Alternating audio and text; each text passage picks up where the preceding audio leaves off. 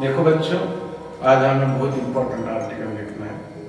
Motion of charge particle in transverse uniform magnetic field. मतलब एक perpendicular magnetic field में motion charge की कैसी होगी। यहाँ देखो, ये मैंने क्रॉस दिखाया है। ये क्रॉस क्या है? तो ये क्रॉस है inward magnetic field perpendicular to plane. Sir inward magnetic field कैसा है? या अंदर जाने वाली, ठीक है। अब ये अंदर जाने वाली है। इस फील्ड में समझो यहां से एक चार्ज आ रहा है, पॉजिटिव चार्ज आ रहा है। ध्यान दो, ये है वेलोसिटी चार्ज। वेलोसिटी उसकी इधर है, इनिशियल वेलोसिटी फायर हो गया। अब मैग्नेटिक फील्ड आगे है, कहां तक मैं बताता हूं। तो इसका पाम रूल लगाओ। वेलोसिटी ये थंब देता है, वेलोसिटी फिंगर्स मैग्नेटिक फील्ड देते हैं। पाम को परपेंडिकुलर फोर्स एक्ट होगा ऊपर के डायरेक्शन में। मतलब यहां इसके ऊपर एक ऊपर के डायरेक्शन में फोर्स एक्ट होगा। थोड़ा आगे गया ये, तो इसका जर्नी ऐसा हो जाएगा। तो यहां पे भी एक फोर्स एक्ट हुआ था, ये ऐसा फोर्स एक्ट हुआ था इसके ऊपर अपवर्ड। हर जगह पे उसके ऊपर एक अपवर्ड फोर्स एक्ट होगा और उसकी जर्नी ऐसी कर्व कर देगा। यहाँ पे इस मैग्नेटिक फील्ड में कर्व कर देगा, ठीक है। समझो मैग्नेटिक फील्ड थोड़ा ज्यादा डिस्टेंस पे है ऐसा, तो ये वेलोसिटी पे उसका डिपेंड है। तो ये आगे ऐसा कर्व पाथ कर रहा है, याद रखो। मतलब इधर भी मैग्नेटिक फील्ड होगा तो हो सकता है पूरा सर्कुलर पाथ कर देगा। तो हमें इंपॉर्टेंट क्या है कि इस पॉजिटिव चार्ज पे मैग्नेटिक फोर्स जो है वो टुवर्ड द सेंटर की तरफ एक्ट करता है। सर अगर इसी फील्ड में नेगेटिव चार्ज आता तो क्या होता था? अब यहाँ पे इसकी जर्नी ऐसा होगा, यहाँ होगा, ये चार्ज समझो यहाँ होगा, तो इसकी वेलोसिटी इधर, ठीक है। यहाँ वेलोसिटी इधर, फिर से फोर्स इधर, वेलोसिटी देखो, वेलोसिटी ऊपर, मैग्नेटिक फील्ड अंदर, फोर्स यहाँ, फिर से फोर्स हर बार सेंटर की तरफ एक्ट होगा। तो ये इस चार्ज की जर्नी, पहला पॉइंट पी ले लो, बाद में यहाँ क्यू आर एस, ऐसे हर एक पॉइंट पे इसकी जर्नी है। तो देखो ये एंटी क्लॉकवाइज डायरेक्शन में मूव हुआ, लेकिन अभी इसी फील्ड में समझो हमारे तरफ क्या हो गया। ध्यान से देखो, यही इनवर्ड मैग्नेटिक फील्ड में, यहाँ यही इनवर्ड मैग्नेटिक फील्ड है।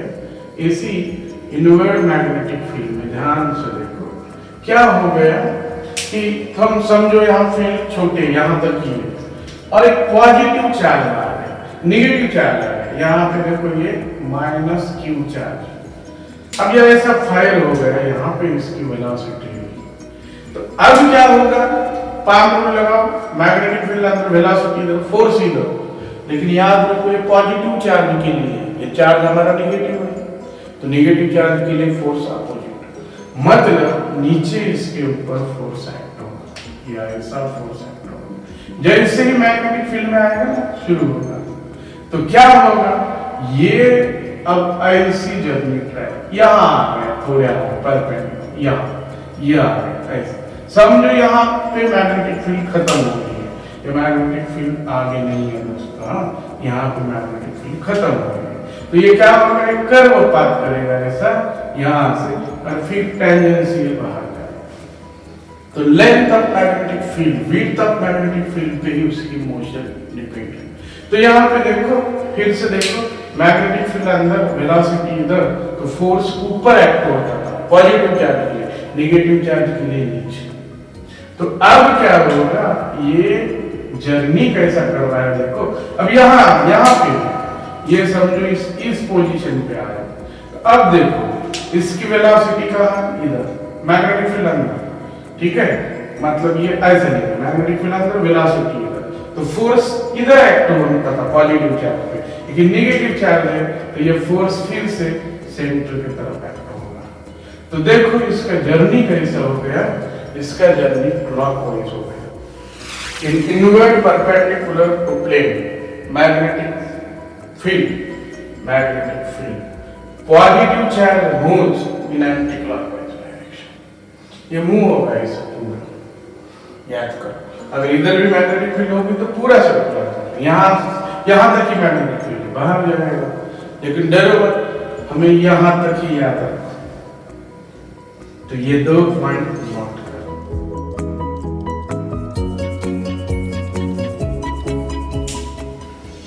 देखो दोस्तों, आज हमें क्या देखना है आगे, यहाँ पे अब motion of the charge in transverse uniform magnetic field, field अंदर है, समझो यहाँ पे चार्ज Q प्रकट हो गया, उसकी वेलोसिटी भी इधर है, ये भी। तो ध्यानपूर्वक देखो, मैग्नेटिक फील्ड अंदर है, वेलोसिटी भी इधर है, फोर्स अपवर्ड एक्ट करेगा, फोर्स कैसे एक्ट करेगा, अपवर्ड। तो इसके ऊपर ध्यानपूर्वक देखो, मैग्नेटिक फोर्स, थोड़ी देर के लिए मिटा दो, ये मैग्नेटिक फोर्स इधर एक्ट होगा, F मैग्नेटिक। अब क्या होगा आगे, ये कर्व पाथ, अभी मैंने बताया कि वो कर्व पाथ करने वाला, लेकिन यहाँ मैग्नेटिक फील्ड बहुत ज्यादा है, तो ये सर्कुलर पाथ कवर करेगा, यहाँ ऐसा पाथ कवर कर सकता है। कैसे, मैं पहले ही सर्कल निकालना, बाद में निकालना चाहिए, लेकिन कुछ फर्क नहीं पड़ेगा, यहाँ पे हमें उतना अच्छा ग्राविटी नहीं आएगा, इसलिए पहले ही निकाला, ये ऐसा पाथ कवर करेगा इस फील्ड में। तो क्या होगा सर, ये अब यहाँ है, तो इसके ऊपर फोर्स देखो, वो इसके ऊपर फोर्स सेंटर की तरफ एक्ट होगा, इसका इस जो सर्कुलर पाथ है, इसका सेंटर कहीं तो होगा, इधर फोर्स एक्ट होगा। अब यहां से यहां आ गया समझो, ये P पोजीशन की चार्ज है प्लस Q, यहां आ गया यहां पे, तो फिर क्या होगा, यहाँ पे उसकी टेंजेंशियल वेलोसिटी ऐसी रहेगी, ये उसकी वेलोसिटी खुद की। फिर पाम रूल लगाओ, क्या आएगा, मैग्नेटिक फील्ड अंदर, वेलोसिटी इधर, फोर्स इधर, पॉजिटिव चार्ज, तो फिर से फोर्स मैग्नेटिक आएगा सेंटर की तरफ, यहाँ चार्ज, तो ये मैग्नेटिक फोर्स एक्ट हो रहा है, यहाँ पे ये मैग्नेटिक फोर्स एक्ट हो रहा है, ध्यान दो, हर जगह मैग्नेटिक फोर्स एक्ट हो रहा है। अब देखो, अगर यहाँ P से Q पे आ गए, यहाँ पे P से Q पे आ गए, अब थोड़ी देर बाद समझो ये यहाँ आ गए, यहाँ आ गए R पे, कौन, पॉजिटिव चार्ज, तो वेलोसिटी टेंजेंशियल रहती, V इधर है, ये V वेलोसिटी, मैग्नेटिक फील्ड अंदर है, मैग्नेटिक फील्ड अंदर है, तो फोर्स क्या होगा, फिर देखो मैग्नेटिक फील्ड अंदर, वेलोसिटी ऊपर, फोर्स सेंटर की तरफ, तो हमेशा देखो इसके ऊपर magnetic force toward the centre आता है, यहाँ P Q R, अब यहाँ होगा तो ऐसे होगा, यहाँ होगा तो ऐसे होगा, टेंजेंशियल वेलोसिटी, अब एक यहाँ लेता हूँ, यहाँ समझो ये S पोजीशन, अब ये चार्ज Q ये है हमारा पॉजिटिव प्लस Q है, वेलोसिटी कहाँ आ गई, तो वेलोसिटी इधर आ गई, देखो वेलोसिटी इधर आ गई, पाम रूल ले लो, मैग्नेटिक फील्ड अंदर, वेलोसिटी इधर नीचे, तो मैग्नेटिक फोर्स नीचे आ गई, F मैग्नेटिक। तो यहाँ पे क्या होगा, इसका जर्नी ये हो गया एंटी क्लॉकवाइज डायरेक्शन, ऐसा। अब देखो जरा थोड़ा ध्यानपूर्वक देखो, अब हमें एक चैप्टर हमने देखा सर्कुलर मोशन, उसमें क्या हुआ था कि कौन सा भी पार्टिकल अगर सर्कुलर पाथ में मूव करता है तो उसको सेंट्रीपेटल फोर्स नेसेसरी है, तो यहाँ पे क्या होगा, वो centripetal force magnetic force provide करेगा, मतलब ध्यानपूर्वक देखो, ये चार्ज Q है, इसका मास है, इस पाथ का रेडियस कितना है समझो R, तो मैं यहाँ लिखता हूं magnetic force acts on a charge, magnetic force act on the charge is F magnetic equal to ले लो Q V B sin 90, sin 90 किसमें का एंगल, V और B, देखो V इधर है, B अंदर है। अब क्या होगा, तो ये मिलेगा F magnetic equal to QBP। अब क्या होने वाला है कि यही magnetic force centripetal force provide करने वाला है। तो यहां मैं लिखता हूं magnetic force acts on a charge, acts on a charge, provides necessary, ठीक है, सेंट्रीपेटल फोर्स, ठीक है, उसको मैं बोलता हूं CPF। अब बताओ थोड़ा स्टूडेंट, याद है कुछ, भूल गए सब? सर्कुलर मोशन नाम का चैप्टर। तो सेंट्रीपेटल फोर्स का क्या फार्मूला आएगा? तो सेंट्रीपेटल फोर्स का फार्मूला बताओ क्या है? सेंट्रीपेटल फोर्स का फार्मूला mv²/r। ये इक्वेशन नंबर कितना आया हमारा? दूसरा, सेंट्रीपेटल फोर्स। सही बात है, उतना तो आया कम से कम, बाकी कुछ आया तो नहीं आया पता नहीं। तो centripetal force equal to magnetic force. तो अब centripetal force equal to magnetic force. तो सेंट्रीपेटल फोर्स का फार्मूला क्या है? mv²/r equal to QV cancel. तो R इक्वल टू मिला हमें mv/QV। याद करो, ये हमारा किसका फार्मूला मिला? ये बहुत इंपॉर्टेंट फार्मूला है, याद करो। ये देता है हमें रेडियस ऑफ सर्कुलर पाथ, ये देता है रेडियस ऑफ सर्कुलर पाथ। तो याद रखो ये किसका फार्मूला मिला है हमें? Radius of circular path. अब यहां v m क्या है? तो याद रखो m है मास ऑफ चार्ज, चार्ज का मास और charge particle. v velocity, v velocity of charge, उस चार्ज की वेलोसिटी कितना है दोस्तों? v। और r तो रेडियस। तो यहां ये हमें बहुत इंपॉर्टेंट फार्मूला मिला, r इक्वल टू mv/qv। आप देखो इसके ऊपर एग्जाम में क्वेश्चन कैसे आते हैं। अब यहां r इक्वल टू mv/q मतलब R is directly proportional to m, R is directly proportional to v, और R is inversely proportional to q, और R is inversely proportional to q, और R is inversely proportional to q by specific charge। याद रखो, ये important है। अब समझो, if two charged particles, अब दो चार्ज पार्टिकल्स है, दोनों का मास सेम है, m1 equal to m2, q1 equal to q2, same, और moves in same magnetic field. कहाँ मूव हो रहा है? सेम मैग्नेटिक फील्ड में मूव हो रहा है। तो यहाँ क्या क्या कांस्टेंट आएगा? r इक्वल टू mv/qb में ये सब कांस्टेंट है, ये कांस्टेंट है। तो हमें क्या मिलेगा? उस अब हर एक वेलोसिटी अलग ले लेंगे, मैं यहाँ पे कंसीडर करता हूँ v1 ग्रेटर देन v4। तो क्या मिलेगा? r1 greater than r2। ये तो तीनों कांस्टेंट है। अब मुझे बताओ, इससे हमें बहुत इंपॉर्टेंट फार्मूला है, r is directly proportional to v। इसका मतलब जो पार्टिकल ज्यादा वेलोसिटी से मैग्नेटिक में स्पीड बोलेंगे, ज्यादा स्पीड से अंदर आएगा मैग्नेटिक फील्ड में, वो बड़ा रेडियस से होंगे, और छोटा पार्टिकल दूसरा पार्टिकल कम वेलोसिटी से आया तो स्मॉलर रेडियस से होंगे। तो ये r is directly proportional to v हमें काम आने वाला है।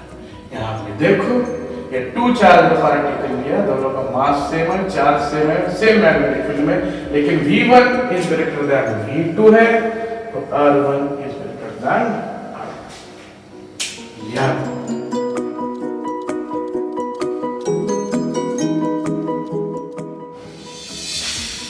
तो देखो आप, हमें टाइम पीरियड का इक्वेशन चाहिए।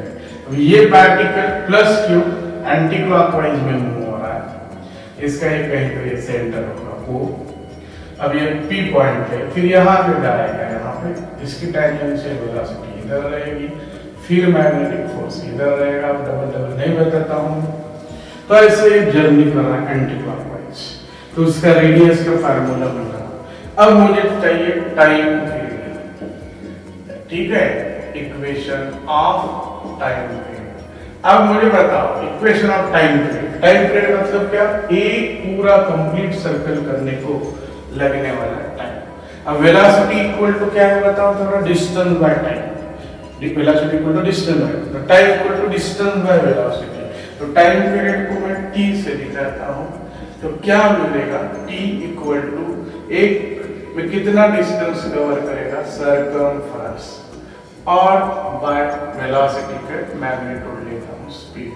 तो t इक्वल टू सर्कमफरेंस तो पता है 2 pi r velocity, but r का फार्मूला अभी अभी लिखा है हमने। r इक्वल टू क्या है? mv बाय qv, वहां पे है। तो t इक्वल टू क्या मिलेगा? 2 pi by v mv by qv। यहाँ v भी कैंसिल हो जाएगा, तो टाइम पीरियड का इक्वेशन क्या मिला है देखो? 2 पाई m बाय qv। तो ये हमारा आएगा इक्वेशन ऑफ टाइम पीरियड, ठीक है। अब फ्रीक्वेंसी का इक्वेशन क्या मिलेगा? फ्रीक्वेंसी जो है उसका इक्वेशन क्या है? Frequency of motion. तो फ्रीक्वेंसी क्या रहता है बताओ? Reciprocal of time period. तो उल्टा कर लो, तो फ्रीक्वेंसी का इक्वेशन क्या मिलने वाला है देखो? तो F equal to reciprocal of time period मतलब QB बाय 2 पाई। तो ये फ्रीक्वेंसी का फार्मूला है। अब एंगुलर फ्रीक्वेंसी बताओ sir. Angular frequency circular motion में बहुत अच्छे कंसेप्ट है। तो एंगुलर फ्रीक्वेंसी ओमेगा से दिखाते हैं। ओमेगा इक्वल टू, बोलो क्या है? ओमेगा इक्वल टू क्या है? 2 पाई। तो कितना मिलेगा? Omega equal to 2 pi QB by 2 pi. 2 pi get cancel, omega equal to QB by Q। ये एंगुलर फ्रीक्वेंसी का फार्मूला है। अब किनेटिक एनर्जी ऑफ पार्टिकल। अब सबसे इंपॉर्टेंट बात मैंने एक लेक्चर में बताया पहले 11 नंबर की, कि कभी भी charge particle perpendicular magnetic field में मूव होता है तो work done on the charge by the magnetic field is zero. तो वर्क एनर्जी थ्योरम क्या बताता है? वर्क डन जीरो, तो delta K change in kinetic energy zero. तो काइनेटिक एनर्जी उसकी कांस्टेंट रहेगी, स्पीड कांस्टेंट है, वेलोसिटी बदलेगी ड्यू टू डायरेक्शन, ठीक है। तो ये देखो यहाँ पे हर बार फोर्स सेंटर की तरफ है, तो उसको ऐसा कर्व पाथ में लेके जा रहा है। तो काइनेटिक एनर्जी का फार्मूला क्या है? Kinetic energy equal to 1/2 mv²। अब काइनेटिक एनर्जी को मैं ये केस से दिखाता हूँ 1/2 m। अब R इक्वल टू क्या फार्मूला है बताओ? R इक्वल टू है mv/qb। तो V इक्वल टू क्या आएगा? qbr/m। तो V की जगह qbr/m होल स्क्वायर। तो इसे सॉल्व करो तो काइनेटिक एनर्जी का फार्मूला क्या मिलेगा? 1/2 am², नीचे तो नीचे आएगा m, q² b² r²/m। तो ये फार्मूला आया काइनेटिक एनर्जी। तो देखो सब हमारे आज अच्छे फार्मूले हो चुके हैं। अब इसमें एग्जाम में नीट के पॉइंट क्या है और इंपॉर्टेंट पॉइंट क्या है वो बताता हूं। देखो ये नीट का पॉइंट समझा के देखो, टाइम पीरियड, फ्रीक्वेंसी और angular velocity does not depends on r and v. R और वी पे डिपेंड है। किसके ऊपर डिपेंड है? क्यू और एम पे। समझो हमने दो चार्ज पार्टिकल का Q1 Q2 सेम लिया, M1 M2 सेम लिया और B भी सेम लिया, लेकिन V1 V2 सेम नहीं है, V1 not equal to V2 है, और वो हमने फायर कर दिया, तो सर दोनों को टाइम अलग अलग लगेगा क्या? V1 वाला जल्दी घूमेगा ज्यादा, V1 समझो ग्रेटर है, V1 is greater than V2 है, तो V1 वाला जल्दी मूव करेगा और V2 वाला देर से मूव करेगा। ऐसा होगा क्या? ऐसा नहीं होगा, दोनों को टाइम इक्वल रहेगा। क्यों? क्योंकि जिसका वेलोसिटी ज्यादा है उसकी रेडियस भी ज्यादा है। उसकी क्या ज्यादा है? रेडियस भी ज्यादा है। तो इसका मतलब क्या होगा? जिसके पास वेलोसिटी ज्यादा है वो लंबा घूमेगा और जिसकी वेलोसिटी कम है वो कम घूमेगा, लेकिन दोनों के लिए time period angular frequency same. Okay, जल्दी से स्क्रीनशॉट ले। चलो अब आगे देखो, हम रेडियस का इक्वेशन डिफरेंट फॉर्म में लिखने वाले, ठीक है? तो equation of radius is in different forms। अब क्या होगा देखो, हमारा पहला इक्वेशन क्या है? R equal to mv by qb, ठीक है? अब मैं क्या करने वाला हूं इसको इन टर्म्स ऑफ मोमेंटम। अब मोमेंटम, अब पार्टिकल क्या रहता है बोलो? Mass into velocity. तो मोमेंटम को p से दिखाते हैं हम, स्मॉल p से। तो मोमेंटम आएगा मास इनटू वेलोसिटी m। अब क्या होगा? m into v। अब यहां पे हमें क्या करना है? जो हमारा रेडियस का इक्वेशन था r equal to mv by qb, तो mv की जगह p रखना, p बाय q। तो नया इक्वेशन आया p बाय q मोमेंट। अब in terms of kinetic energy, kinetic energy को हम E के लिखेंगे, कैनेटिक एनर्जी को E के लिखेंगे। तो कैनेटिक एनर्जी का फार्मूला क्या है? सबको पता है, 1/2 mv स्क्वायर। अब इसे क्या करता हूं? m से डिवाइड करता हूं, m से मल्टीप्लाई करता हूं, या तो क्या मिलेगा? Kinetic energy equal to 1/2 m square v square, मतलब क्या मिल जाएगा? p square by m। तो देखो p स्क्वायर इक्वल टू क्या मिला? 2m e k। तो p इक्वल टू क्या मिला? Under root of 2m e k। तो हमारा इक्वेशन क्या बन जाएगा? देखो p की जगह रख दो under root of 2m e k by qb, right? यही वही इक्वेशन हम डिफरेंट फॉर्म में लिख रहे हैं। तो यहां भी इधर लिख सकता हूं r equal to m, p की जगह under root of 2m e k by qb। इसके बाद लिखा गया कैनेटिक एनर्जी का। अब in terms of accelerating voltage, v accelerating. अब थोड़ा गौर पे ध्यान दो दोस्तों, ये हमने इलेक्ट्रोस्टैटिक्स, पता है इलेक्ट्रोस्टैटिक्स नाम का चैप्टर है, याद आ रहा है थोड़ा थोड़ा, ठीक है? अच्छी बात है। तो एक्सेलरेटिंग वोल्टेज का क्या फार्मूला था बताओ? यहाँ हमको चार्ज को एक्सेलरेट करना था, समझे? प्लस q है, तो यहाँ हम ऐसा एक वोल्टेज लगाते थे प्लस माइनस, उसे हम v एक्सेलरेटिंग।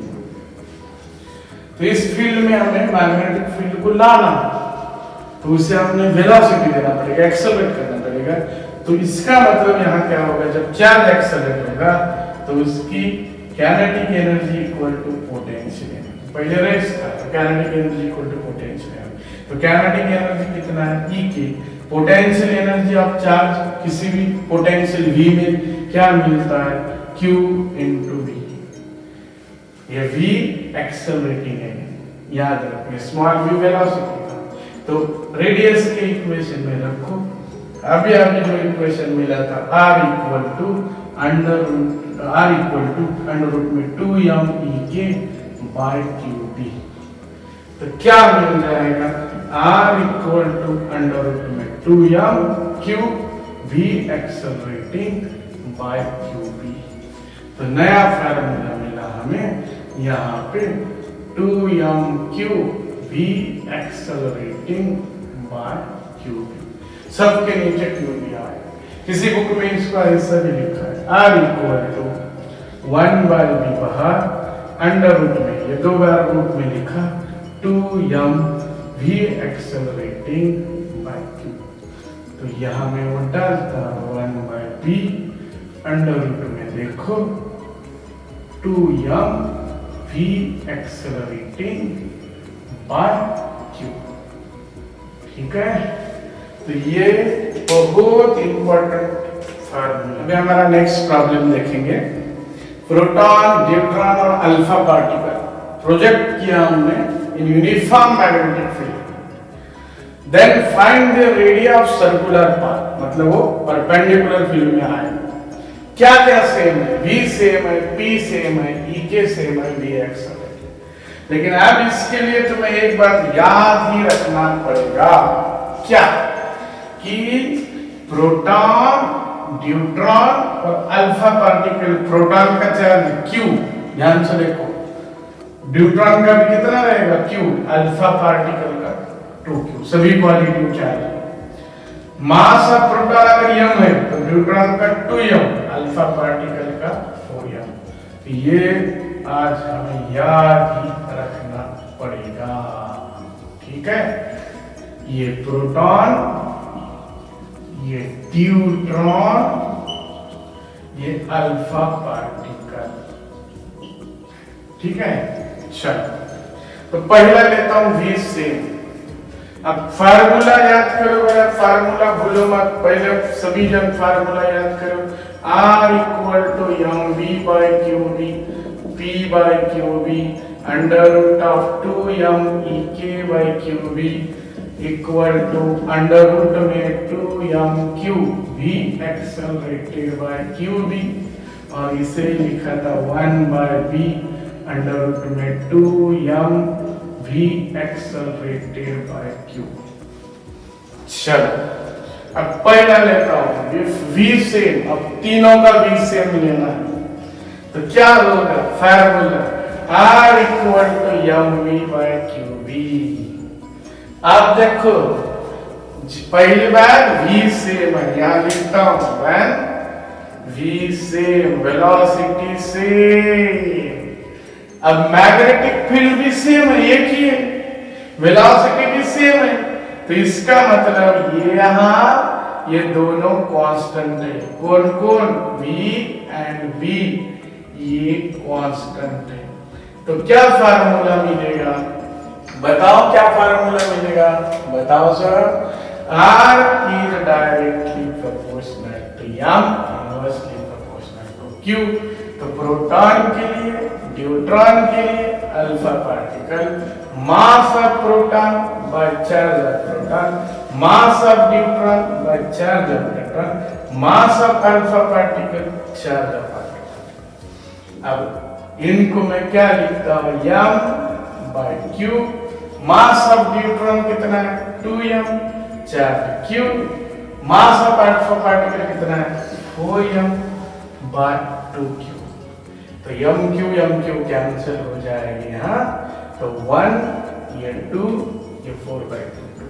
तो आंसर मिला Rp, radius of proton, radius of neutron, radius of alpha particle as a ratio 1:2। कब, जब v और v सेम है। अब हम ऐसा ही दूसरा लेंगे दोस्तों, क्या सेम है, p सेम। अब बताओ मोमेंटम सेम है, डायरेक्ट ये फार्मूला ले लो, R equal to p by qb। अब p भी सेम है, b भी सेम है, तो ये दोनों कांस्टेंट हो गए, मैग्नेटिक फील्ड एक ही है ना।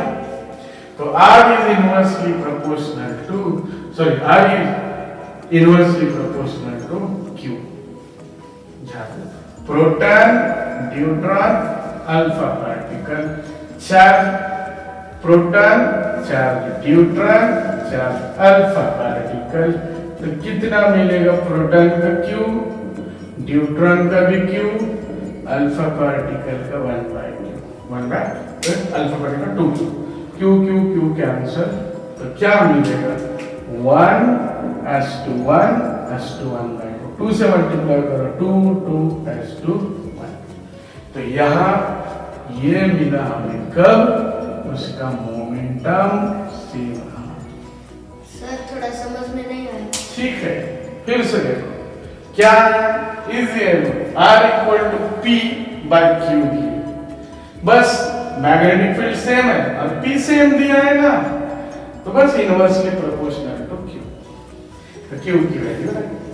तीसरा, अब 3 नंबर में क्या लेते हैं? देखो हम 3 नंबर में यहाँ क्या सेम है? E के सेम है, तीसरे में E के सेम, कैनेटिक एनर्जी सेम। बताओ कौन सा फार्मूला लेंगे? हम फार्मूला लेंगे ये तीसरा, R =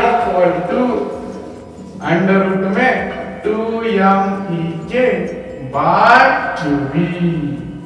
अब B भी सेम है, E के भी सेम है, तो E के कांस्टेंट, B कांस्टेंट, तो क्या मिलेगा? बताओ। R is directly proportional to under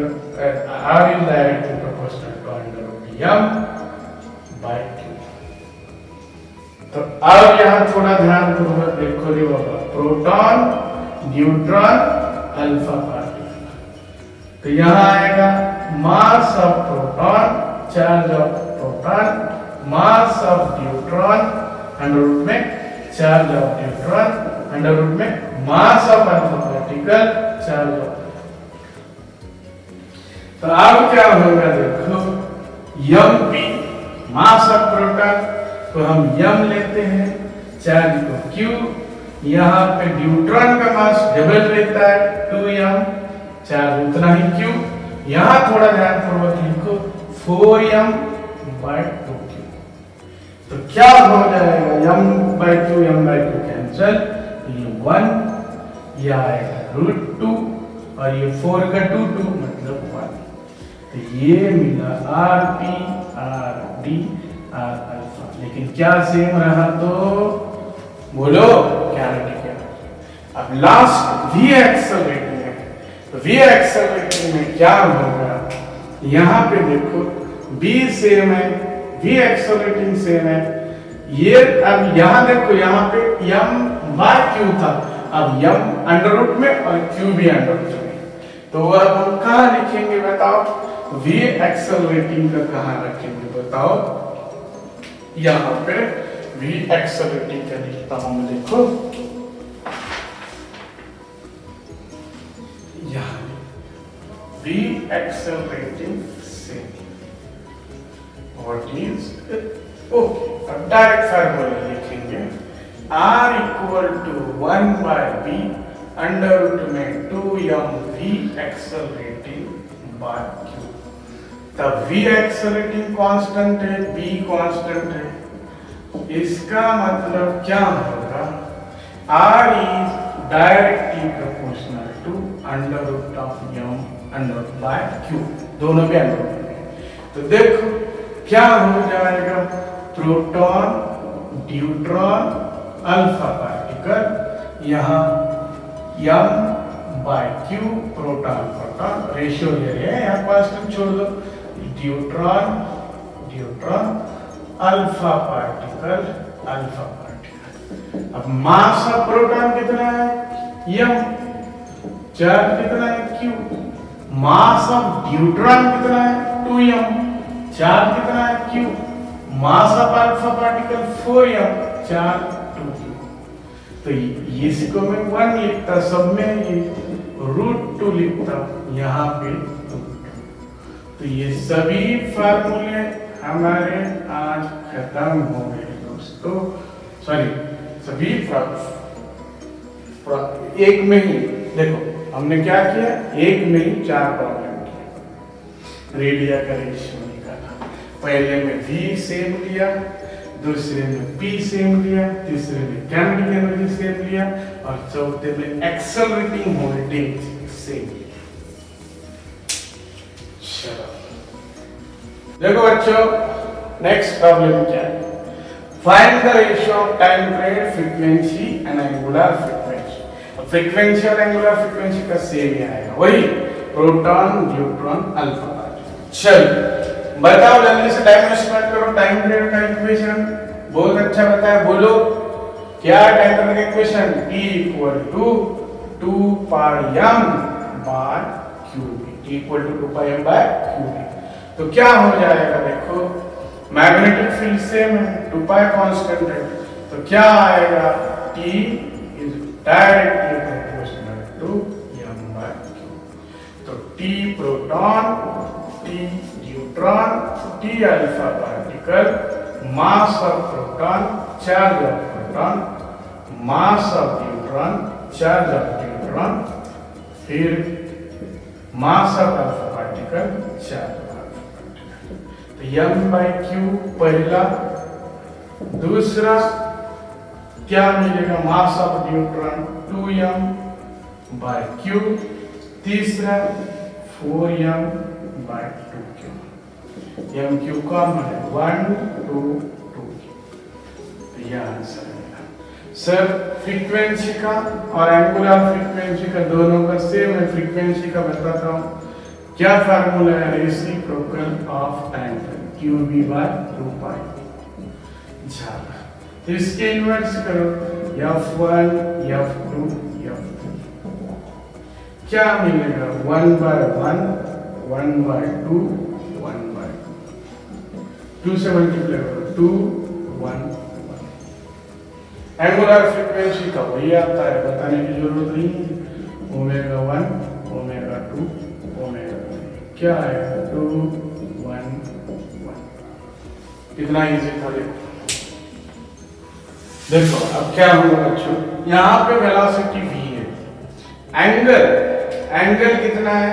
ये ना theta angle between v and b is not 0, 180 और 90। यह आज का केस है। तो क्या होगा? ये ऐसा मैग्नेटिक फील्ड में फायर हो रहा है।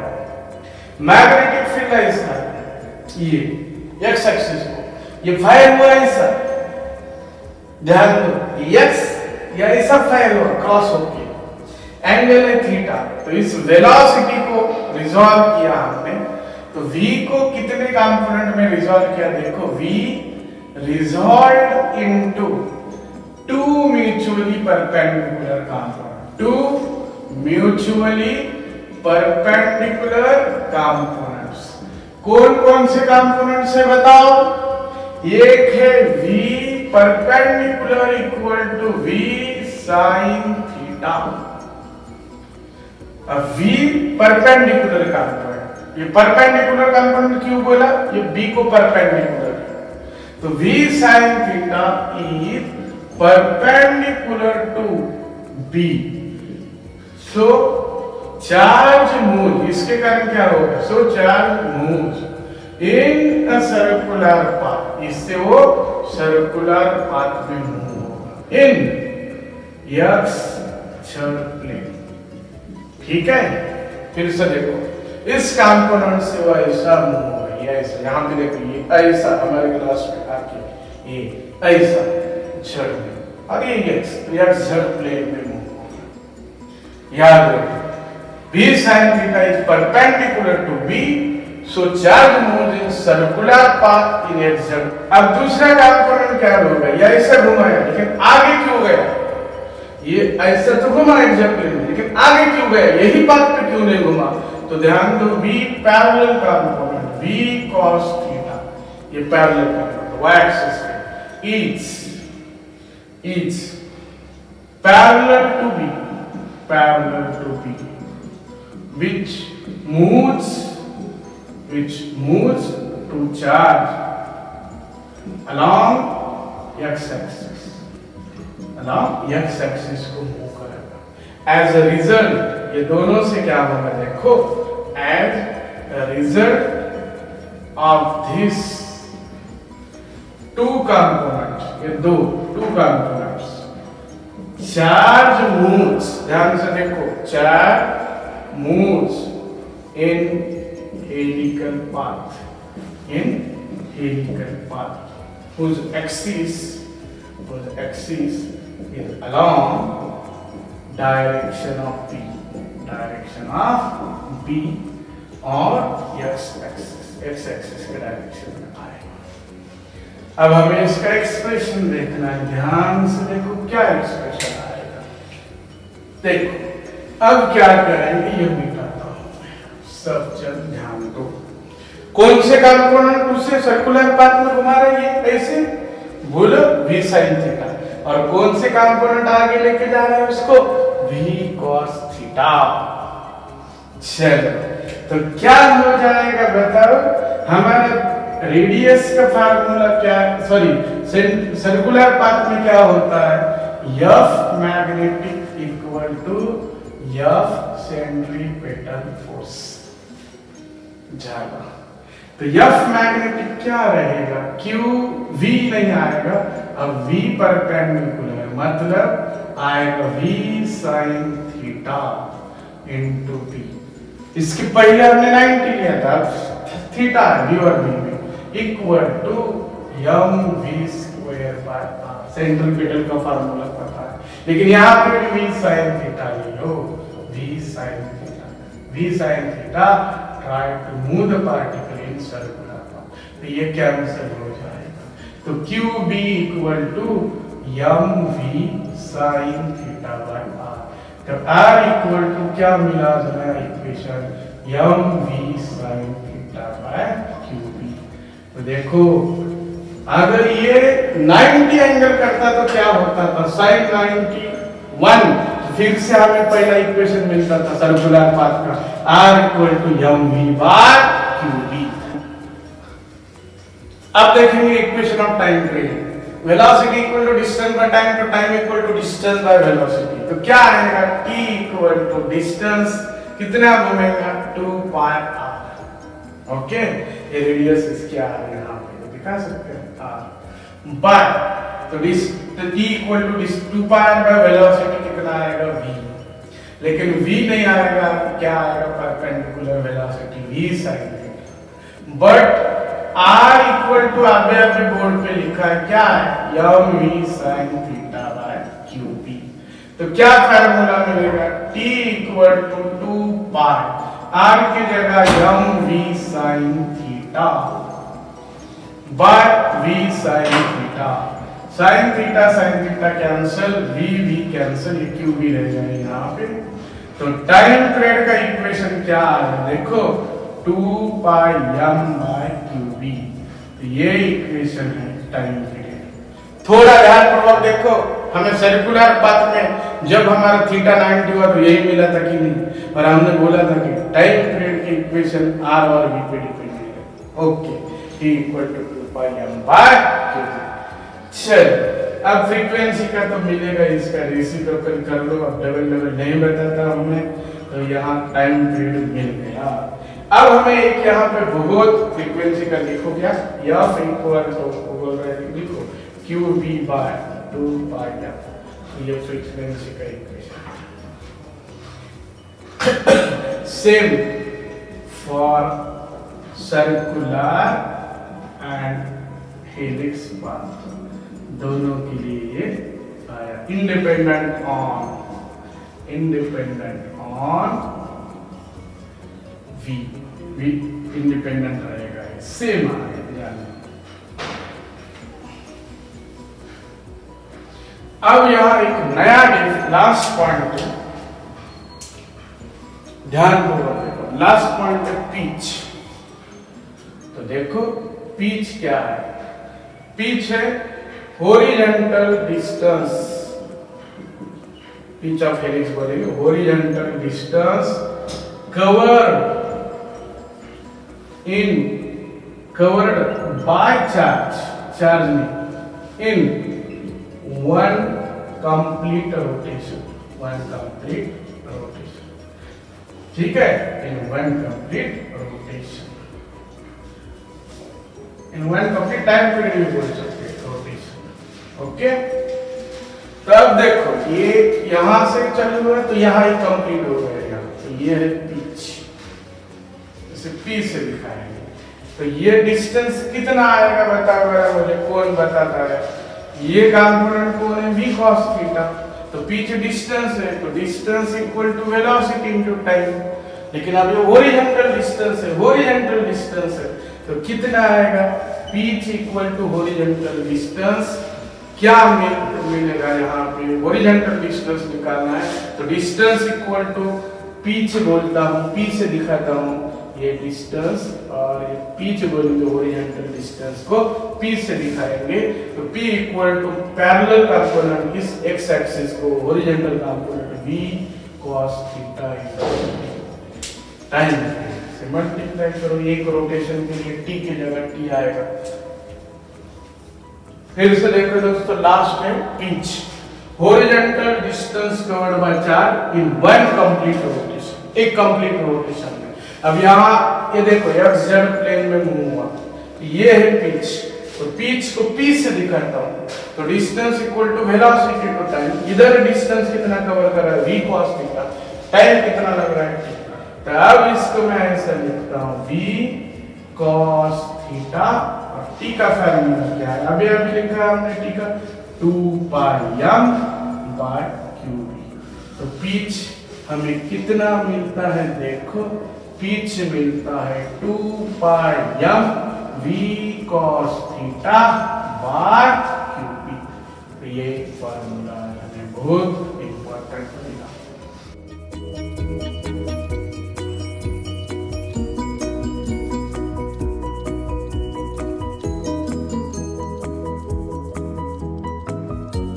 सबसे इंपॉर्टेंट पॉइंट क्या है, तो हेलिक्स पाथ में एक्सिस जो रहेगा, axis along b and circular orbit in x z plane, याद रखो।